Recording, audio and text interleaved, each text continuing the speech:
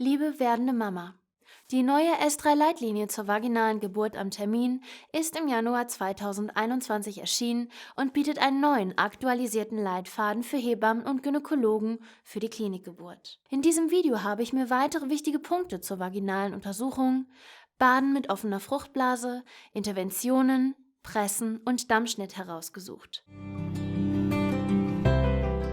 Ich bin Mama von 2 Kindern, ausgebildete Hypnobirthing- und Babymassage-Kursleiterin, Rückbildungstrainerin, Entspannungstrainerin und Wochenbettcoach. Schön, dass du mein Video anschaust. Auf diesem Kanal findest du jede Woche das wichtigste Wissen rund um Schwangerschaft und Muttersein. Wenn du neu hier bist, dann lohnt es sich zu abonnieren. Außerdem laufen aktuell alle Kurse, die ich gebe, als Online-Live-Kurse. Alle Termine findest du auf meiner Webseite, die ich dir unten in der Beschreibung verlinkt habe. In diesem Video geht es wieder um einige wissenswerte und wichtige Empfehlungen für die Geburt. Lass uns direkt starten. Punkt Nummer 1. Keine vaginalen Untersuchungen bei vorzeitigem Blasensprung. Es soll keine vaginale Untersuchung erfolgen, wenn sicher ist, dass die Fruchtblase gesprungen ist. Wenn die Fruchtblase offen ist, besteht erhöhte Gefahr, dass Keime und Bakterien nach oben zum Muttermund gebracht werden und von hier aus weiter in die Gebärmutter wandern. Das erhöht die Gefahr einer Infektion. Diese Gefahr besteht aber tatsächlich nur, wenn die werdende Mama in irgendeiner Form vaginal untersucht wird. Denn von alleine können Keime und Bakterien nicht zum Muttermund gelangen, da sie nicht schwimmen können. Daher ist es sinnvoll, auf vaginale Untersuchungen erst einmal komplett zu verzichten und sie als Gebärende abzulehnen. Gelangen nämlich Keime durch den Muttermund, ist das Baby durch die offene Fruchtblase ungeschützt und es kann sich eine Infektion entwickeln. Punkt Nummer 2. Baden und Duschen bedeutet kein erhöhtes Infektionsrisiko. Auch diesen Punkt zum Thema Baden und Duschen sollte man als Gebärende kennen und darüber Bescheid wissen, sodass man bei Unklarheit mit Hebamme oder Arzt besprechen kann, ob es weitere Kontraindikationen fürs Baden gibt. Denn es wird ganz klar beschrieben, dass Baden als auch Duschen nicht mit einem erhöhten Infektionsrisiko assoziiert wird. Hier ist es auch nicht relevant, ob mit einer Geburtseinleitung begonnen wurde oder ein abwartendes Management gewählt wurde. Sollte man als Gebärende mit vorzeitigem Blasensprung nun also bereits im Krankenhaus sein und sich wünschen zu baden, ist das ohne Risiko möglich. Hier wie gesagt vorausgesetzt, dass keine anderen Komplikationen vorliegen. Wenn von Klinikseite also davon abgeraten wird, darf und sollte man noch einmal gezielt nachfragen, aus welchen Gründen. Somit weiß man dann als werdende Mama hierüber Bescheid und kennt den aktuellen Stand der Geburt. Oder es gibt vielleicht doch keine Kontraindikation und ein Bad ist nach erneuter Bewertung der aktuellen Lage möglich. Punkt Nummer 3. 60% aller Frauen haben nach 24 Stunden Wehen. In der Leitlinie ist festgehalten, dass ungefähr 60% aller Frauen mit vorzeitig aufgegangener Fruchtblase innerhalb von 24 Stunden Wellen entwickeln. Ganz von alleine.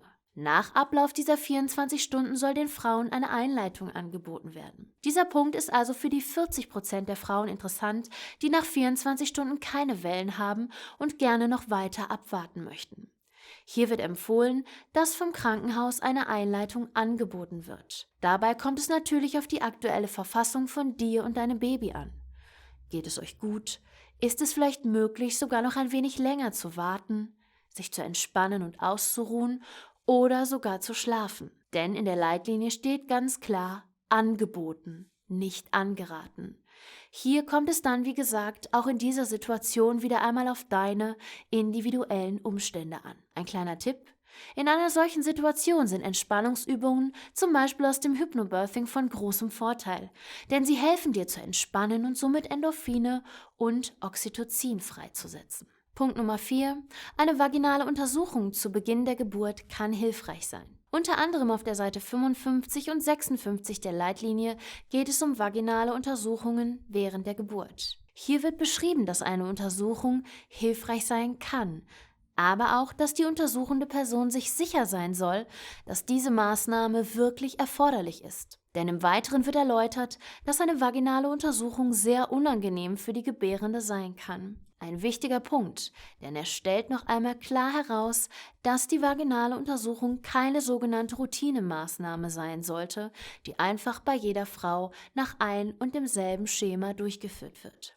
Vielmehr soll sie gezielt dazu eingesetzt werden, wenn sie notwendig ist. Hier ist es also das gute Recht jeder Gebärenden, nach den Gründen und der akuten Notwendigkeit dieser Untersuchung zu fragen. Denn ein Ausblick auf den weiteren Fortschritt und den kommenden Verlauf der Geburt kann die vaginale Untersuchung nicht geben, da die Muttermundsöffnung nicht linear verläuft. Sie ist eine Momentaufnahme und frustriert die werdende Mama im schlimmsten Fall, wenn der erhoffte Fortschritt noch nicht eingetreten ist. Wird hier also kein Druck durch Zentimeterangaben aufgebaut, kann sich das durchaus positiv auf den Verlauf der Geburt auswirken. Eine gute und ehrliche Kommunikation mit der Hebamme sind hier also wirklich wichtig und wertvoll.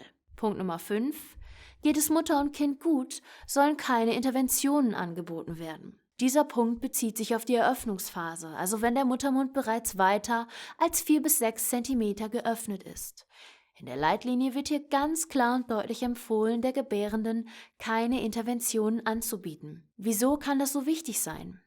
Die einfachste Erklärung ist die, dass du höchstwahrscheinlich viel eher Ja zu einer Intervention wie einer PDA oder auch einem Wehentropf sagen würdest, wenn es dir aktiv angeboten wird, als wenn du danach fragen musst. Hier steht nämlich oft unser Stolz und das, was wir uns vor der Geburt vorgenommen haben, im Weg. Und manchmal ist das auch ganz gut, denn du bist stärker, als du denkst. Wird nun aber immer wieder seitens des Klinikpersonals nachgehakt, steigt die Wahrscheinlichkeit jedes Mal ein wenig, dass man einwilligt, obwohl man im Vorhinein eigentlich ganz klar gesagt hat, ich habe etwas anderes für mich festgelegt.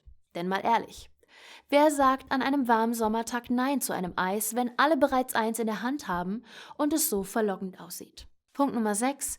Ermutigung zu Bewegung und Positionsfindung. Hierzu steht in der neuen Leitlinie ganz klar, dass die Gebärende dazu ermutigt werden soll, sich zu bewegen und Positionen einzunehmen, die für sie angenehm sind.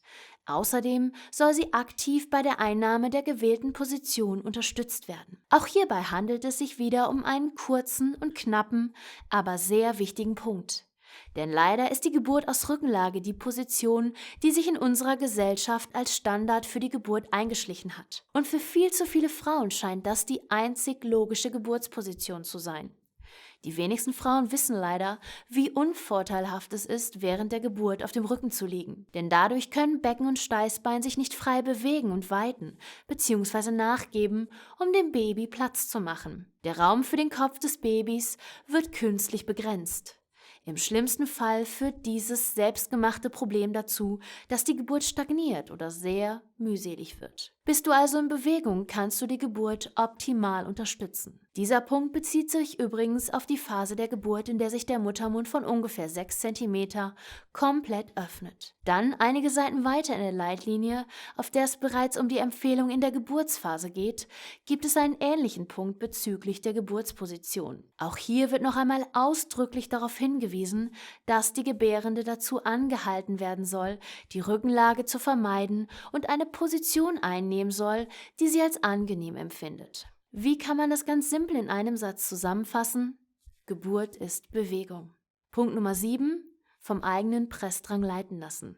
Die Gebärende sollte darüber informiert werden, dass sie sich von ihrem eigenen Pressdrang leiten lassen soll. Dies umfasst sowohl den Zeitpunkt als auch die Art und Dauer des Pressens.